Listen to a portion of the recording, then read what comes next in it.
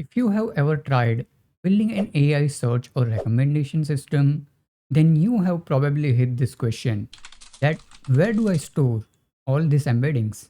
Most tutorials will tell you to use some fancy new vector database you have never even heard of. But here's the truth. You can do the same thing using the database you already know and love, PostgreSQL. With a simple extension called PGVector, PostgreSQL can become your own mini vector database, perfect for AI-powered search, recommendations, or RAG systems. And in this video, I will walk you through complete setup step by step so you can start storing and querying embeddings right inside PostgreSQL. Alright, so let's jump straight into the setup and see how we can make PostgreSQL store embeddings. Alright, so as you can see on my screen, I have started Jupyter Notebook and we will use Python code to communicate with the PostgreSQL and generate embeddings.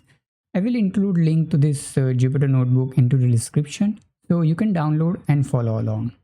Now first of all, to follow along this tutorial you need to install PostgreSQL and set it up. So I have included link which you can follow. Once you have successfully installed PostgreSQL and set it up, next step is to install this particular extension PGVector. And steps for installing it on Linux and Mac are pretty simple. So you simply clone the repo of that particular GitHub repo of that extension. Then you go inside the repo and execute this command make. This will prepare the installation. And then the next command is sudo make install. Once you execute this command, it will install the PGVector extension on your computer.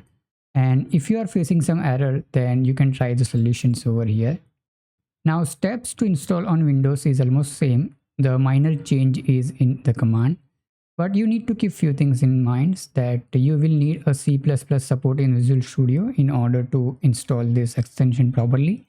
And when you are executing this command in command prompt on Windows, you need to open command prompt as an administrator, so keep that in mind when you're installing this extension on Windows. So first of all, in this cell I have some special imports. So we will use scicopg2 Python library for communicating with the database, and for generating embeddings we will use OpenAI library.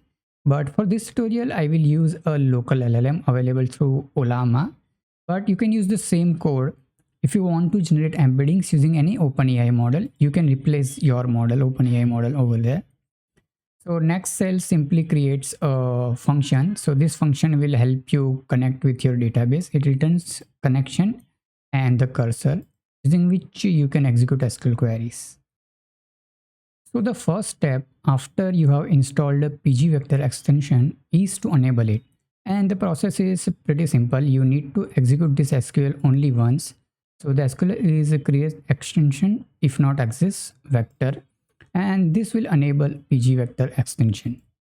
So after you have enabled the extension without any error, then you can verify whether the extension is enabled or not.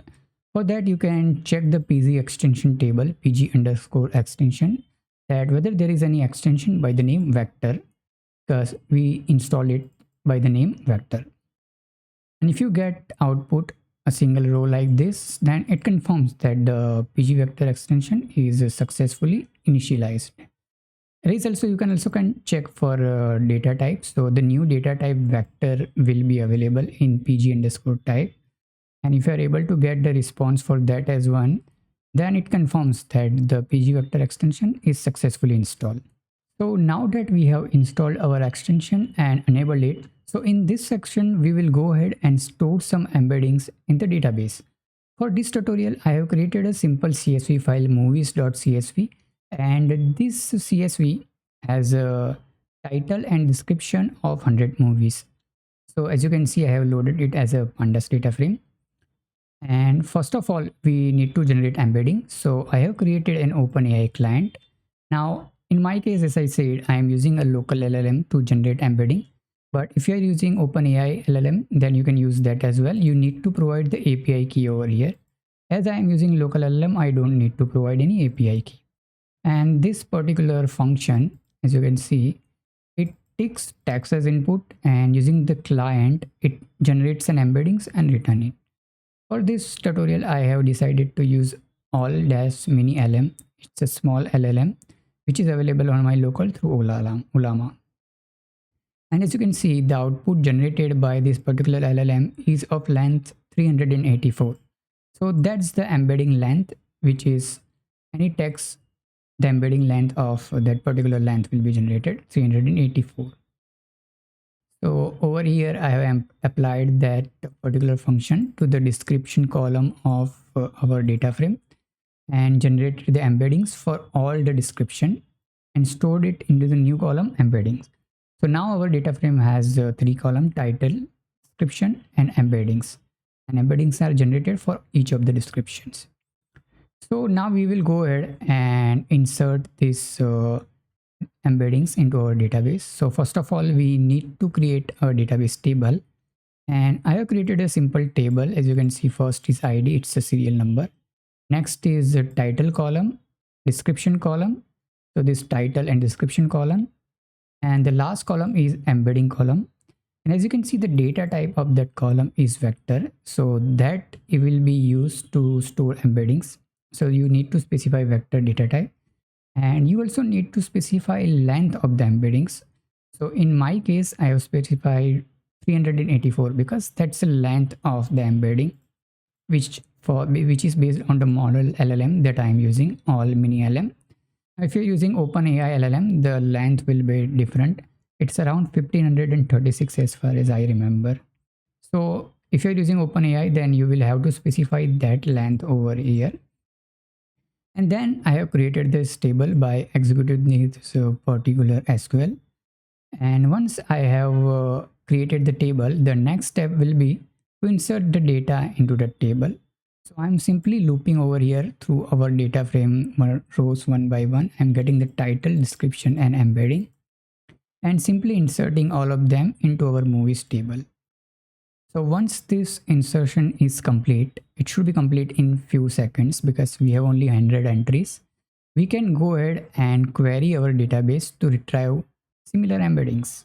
So in this section, we will go ahead and query our database to retrieve the similar embeddings of the text which we provide. So for this, I have set the variable query text where we can give any text. So I have given a text that a story about astronauts surviving in space. So I want to find a movie from our DB which has something like this, the story about astronauts and surviving in space and so on. And I want to find the movies that satisfies this criteria. So first of all, I will generate the embedding for the particular text, query text, which I will call query embedding. And now in order to retrieve the similar movies, we need to execute this query. So this query is select query. It retrieves title and description from the database from movies, and it's ordering by embedding and then this operator and then %s. So %s will be replaced by this query embeddings and embedding columns. So each column's embedding will be compared against our query embedding, and this operator means cosine distance.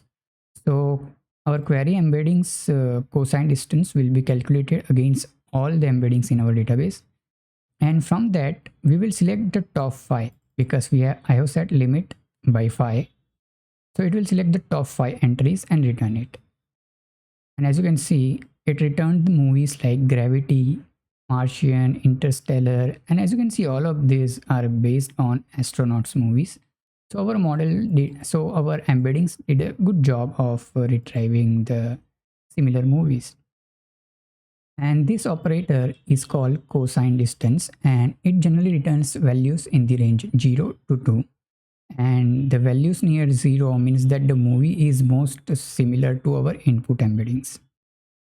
So lesser the better. Next, let's go ahead and try a few more queries. So next query I have set is movies about the wizard who lost his nose and got angry. So many of you would have got idea that what kind of movies this particular query will return. And again, the query is the same as you can see.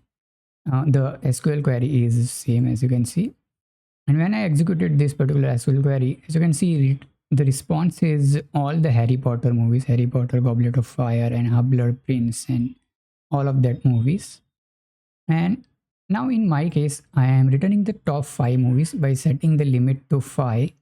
But if you want top 10 or 15 movies, you can change this parameter limit to 10, 15 or whatever number you want to try. So let's go ahead and try the one more query. So movies about the ring and hobbits. So this should return movies about like Hobbit and Lord of the Rings and so on. So after executed the query, as you can see, the responses are the Lord of the Rings and the Hobbit and so on. And there is Tangled and some other movies which might be related to hobbits or rings or magic or something like that. So it is returning the relevant movies, as you can see. Alright, so now that we have stored embeddings in our database, we have queried our embeddings in the database and searched the relevant movies and so on. So let's go ahead and talk a little bit about the distances. So earlier I did not describe in detail like what this operator is, which we use to find relevant embeddings. So this operator is a cosine embedding, and other than that operator, two other operators are also available if you want to find some other distances. And as I said, it returns the cosine distance, and that is different from cosine similarity. So cosine distance will be in the range of 0 to 2. And if you want cosine similarity, then you will have to do 1 minus cosine distance. So you will have to set query like this, that 1 minus embedding and this operator. Then it will return a cosine similarity. So that's the one operator available, one distance operator. Another one is Euclidean distance. So if you want Euclidean distance, then you need to use this particular operator. So you can see I have set it in the query which we have used. And cosine distance we already discussed. And the third operator available is vector IP ops. So that one is the inner product. And for that, the operator is this one. So if you want inner product, and there can be applications where you might want to calculate Euclidean distance or inner products. And generally for continuous data, Euclidean distance is used. And if you're using, if you want to find search text embeddings or want to perform semantic search, then you will mostly end up using this operator, which is cosine distance. And if you want recommendations, then inner product is used. So based on your particular requirement, you can use any of the operator. Next, let's talk about indexes. Now, indexes are the one of the most important part of the database, and indexes can also be created on our embedding column. So there are three different type of indexes available. Now, if you have a small data set, let's say less than 100k entries, then you might not need indexes. But if you have entries which are in millions, then you should create some kind of index to speed up the search. And the first index type is IVFFlat. So what this index does is that it partitions vectors into clusters, and then it searches for the entry in that particular relevant clusters only. So it does not search all the clusters, only few clusters which it think might have the relevant entries, those will be searched. So the search will be pretty fast. And this is the most commonly used one for the large data set. If you're thousands to millions of embeddings, then you should be using this one. And it's much faster than the sequential scan. And the results are slightly approximate. So sometimes there little less accurate results can come with this query. So if you don't want exactly accurate results, then you can go ahead with this one. Most of the time it will be accurate, but sometimes it can be little off. And in order to create this particular index IVFFlat, you can execute queries like this. So create index on your table name using IVFFlat, which is the index. Then you need to specify the name of the column, which is embedding in our case. And you need to specify operation as well. So distance, which you want to optimize with list equal to 100. So how many lists or how many clusters you want to create. Generally list is set to 100, but you can try different values. And vector cosine ops is this distance. I said vector cosine ops. If you want to optimize for Euclidean distance, then you need to pass vector L2 ops. And for inner product, it's a vector IP ops. So remember to set the operations based on your need. So that's how you can create an IVFFlat index. It's pretty simple to create. Next index available is HNSW, which is a hierarchical navigable small world graph. This index is based on graph, and it creates a graph connecting similar vectors.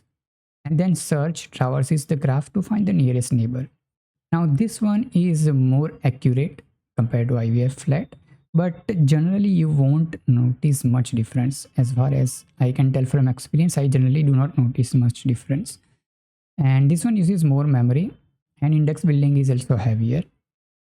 But if you have a very large data set and want highly accurate nearest neighbor search, then you should go ahead and use this particular index. So the process to create this particular index is same as the previous one. You execute this query create index on the table name using HNSW, which is our index. And then inside of a parenthesis, you provide the name of the column and the operation which you want to optimize. So that's our second index. And third one is the Brin block range index. And this one is a lightweight index, and I do not recommend using this particular index, but it's a part, so I have included it in this tutorial.